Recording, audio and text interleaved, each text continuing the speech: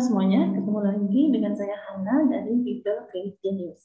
Pada kesempatan kali ini saya akan membahas kembali tryout sejarah. Ya. Ini adalah hasil tryout sejarah yang sudah kalian kerjakan sebelumnya.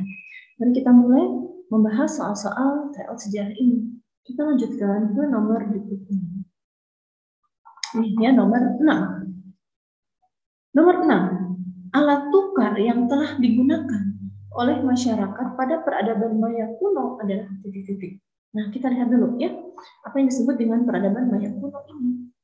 Nah, ini adalah peradaban Maya kuno. Mungkin kalian pernah dengar ya, peradaban Maya kuno adalah salah satu ya dari peradaban yang ada di Mesoamerika. Ya, Mesoamerika artinya Amerika Tengah ya.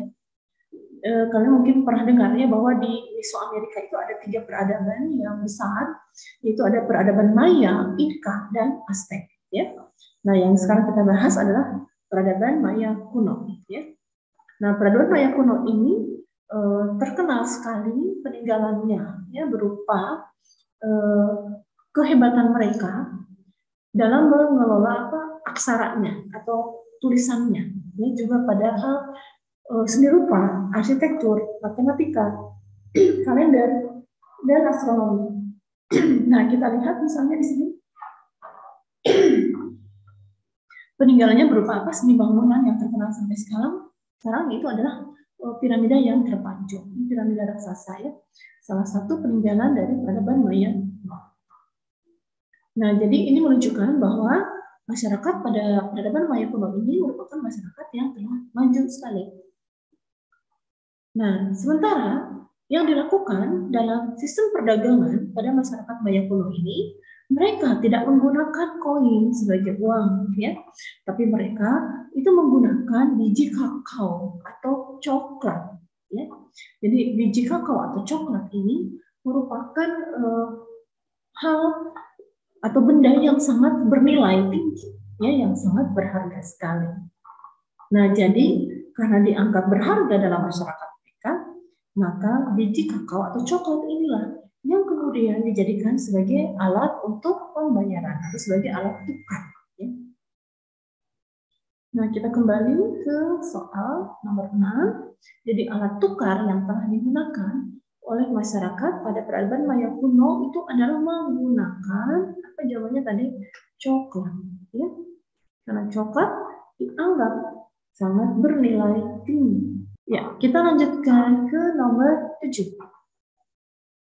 Nomor 7, kebijakan Uni Soviet dalam bidang ekonomi pada masa Perang Dingin untuk membantu negara-negara blok timur adalah titik-titik. Ya. Nah, lihat sekarang ini adalah situasi yang terjadi pada masa Perang Dingin. Ya, seperti kalian ketahui, pada masa Perang Dingin terjadi berbagai persaingan antara pihak blok Barat yang dimotori oleh Amerika Serikat melawan pihak blok Timur yang dimotori oleh Uni Soviet. Banyak sekali hal yang terjadi pada masa Perang Dingin tersebut. Di antaranya adalah berbagai persaingan di bidang ekonomi, persaingan di bidang militer, spionase, perlombaan teknologi ruang angkasa, dan perlombaan teknologi senjata. Masing-masing blok itu menunjukkan kekuatannya masing-masing, ya. Misalnya nih, pada blok Barat ya yang dimotori oleh Amerika Serikat, maka mereka juga memiliki berbagai macam program. Contoh ya, di bidang ekonomi mereka punya program ekonomi, misalnya Marshall Plan, Doktrin Truman, Mutual Security Act, Colombo Plan, dan lain-lain. Di bidang militer mereka juga mendirikan fakta-fakta pertahanan militer seperti NATO, atau SENTO, ANZUS, SEATO, dan lain-lainnya. Untuk spionase atau kegiatan mata-mata, mereka juga punya CIA, FBI, MI6, Mossad, ya, bersama dengan Israel ini. Dan juga di bidang teknologi ruang angkasa, mereka juga punya berbagai pesawat ruang angkasa yang canggih, ya, Apollo, Discovery, Challenger, Columbia, dan lain-lain. Demikian juga dalam teknologi senjata, mereka punya ya, berbagai macam jenis senjata. Ya. Mereka punya Manhattan Project yang memang khusus untuk menciptakan senjata-senjata terbaru. Ya. Mereka punya rudal nuklir, kapal selam, pesawat tempur, dan lain-lain. Itu adalah hal-hal yang dilakukan pada blok Barat.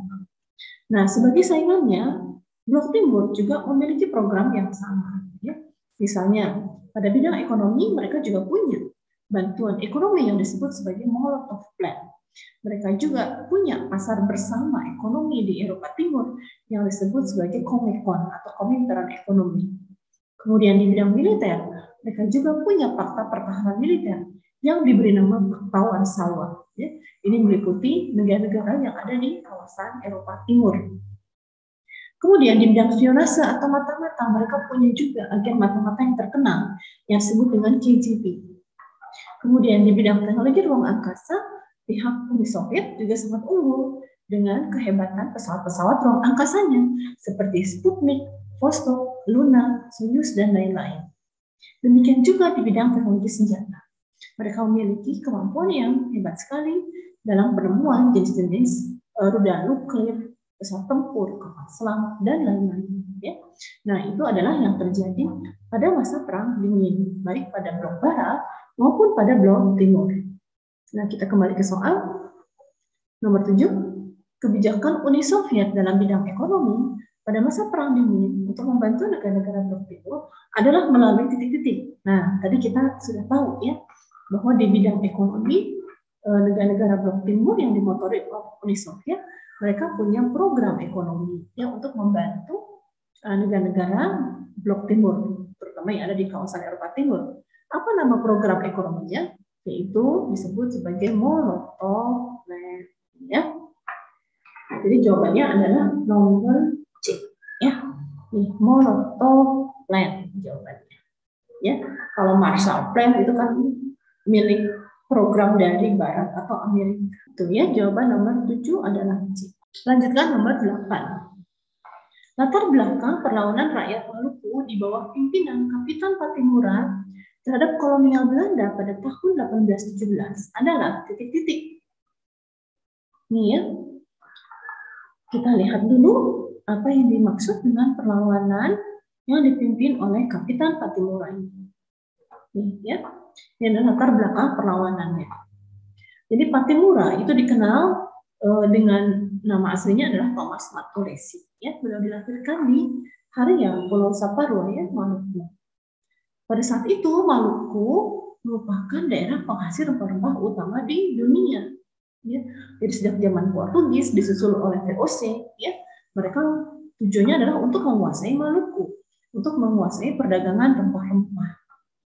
Nah, sejak masa VOC sampai zaman Belanda, ya, rempah-rempah itu hanya boleh dijual hanya kepada pihak Belanda saja.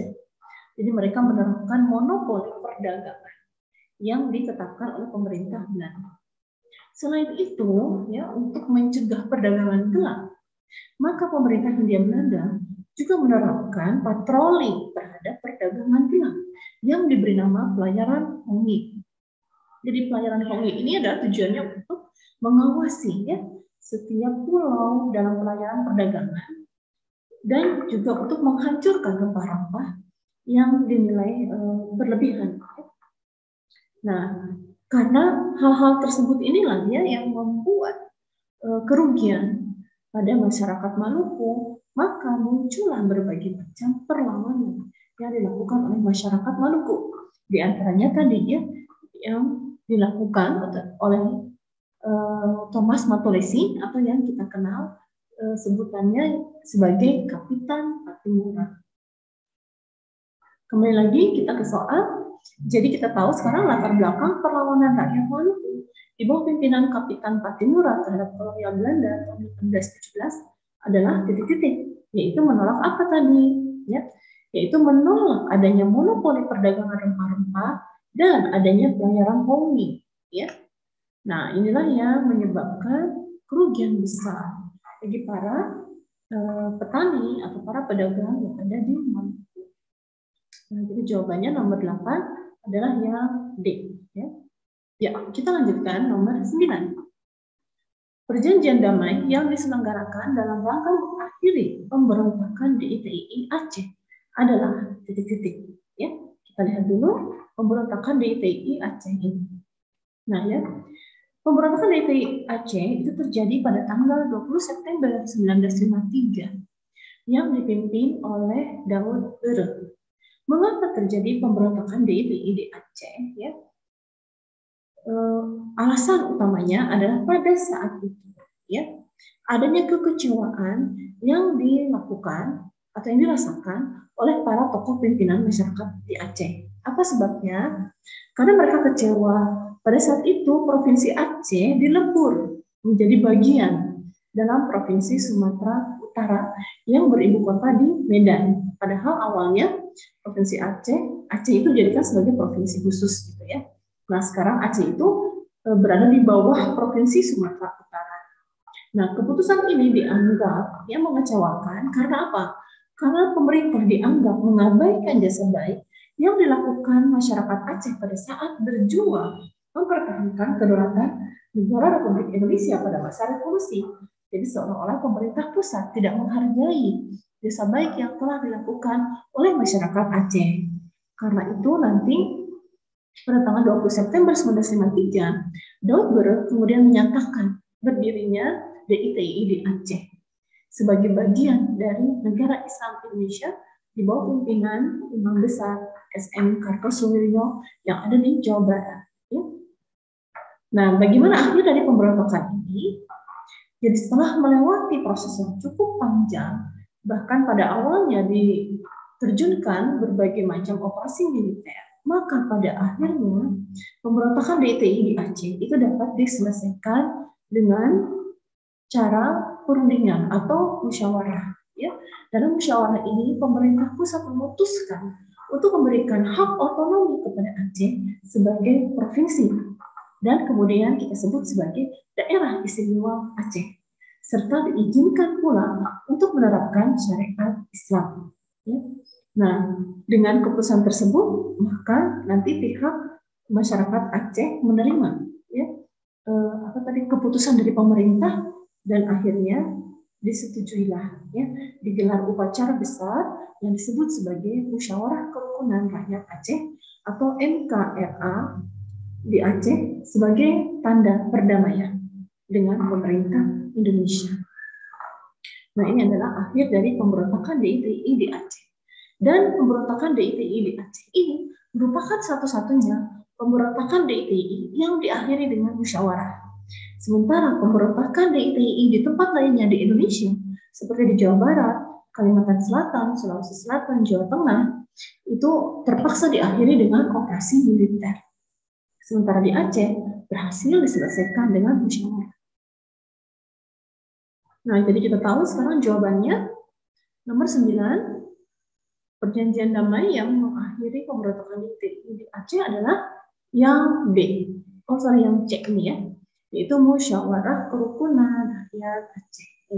Ini jawabannya kebalik ya. Ini urutannya adalah yang C. Ya. Musyawarah Kerukunan Rakyat Aceh. Ya, kita lanjutkan ke nomor 10.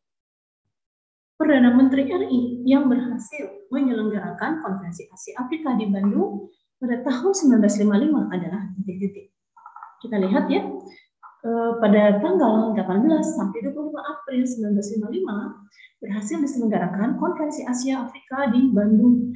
Dan ini merupakan perhelatan yang luar biasa yang dihadiri oleh 29 negara Asia Afrika yang pada kemudian membawa pengaruh penting ya, bagi terbentuknya solidaritas dan perjuangan kemerdekaan dari bangsa-bangsa Asia Afrika. Nah, pada saat tersebut, yang menjadi Perdana Menteri Indonesia adalah Ali Sastro Amijoyo ke-1 atau yang sering disebut sebagai Kabinet Ali Wongso.